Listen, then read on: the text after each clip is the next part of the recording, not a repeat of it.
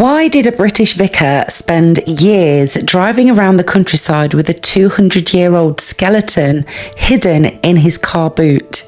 The answer involves a church built backwards, a real-life Black Mass, and a curse that terrified an entire village. This is Old St Mary's Church in Clophill in Bedfordshire, and legend has it that when it was built in the 14th century, it was built backwards. What I mean by that is that it was built directly facing towards hell and away from God. By the 1950s, it was abandoned, roofless, and left totally to nature. And that is when the dark history began. On the 16th of March 1963, a couple who were walking down the street gasped in absolute horror when they came across a couple of children playing in the street with a real human skull.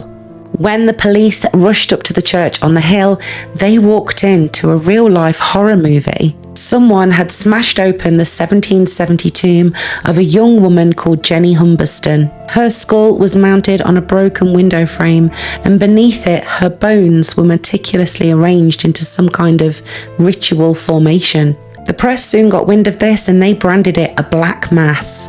Over the next few weeks, thrill seekers and occultists swarmed the ruins. Even though the Reverend had reburied Jenny's bones, they were dug up a further 2 more times. The local Reverend, Leslie Barker, had to repeatedly gather up poor Jenny's bones and rebury them. But then a streak of horrific personal tragedies struck Reverend Barker's family. Convinced that he had been cursed by local witches because he'd disrupted their rituals, he decided to do something drastic. To protect the bones, he hid Jenny's skeleton in the boot of his car. He drove around with her remains in his car boot for years, and rumour has it that occasionally he would show her remains to people in exchange for a pint down the local. Years later, Jenny's remains were finally buried in a secret, secure location in the hopes that they would never be disturbed again. And the church?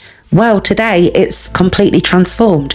It's an open-air heritage site where you can climb up a steel platform inside the ancient tower and use it as a viewpoint over the countryside. You can even stay in eco-lodges right next to the old graveyard. Just don't try getting in there at midnight though, because the entire site is now locked down with security, cameras and alarms to prevent any more dark rituals. So would you spend a night camping next to Clophill Church?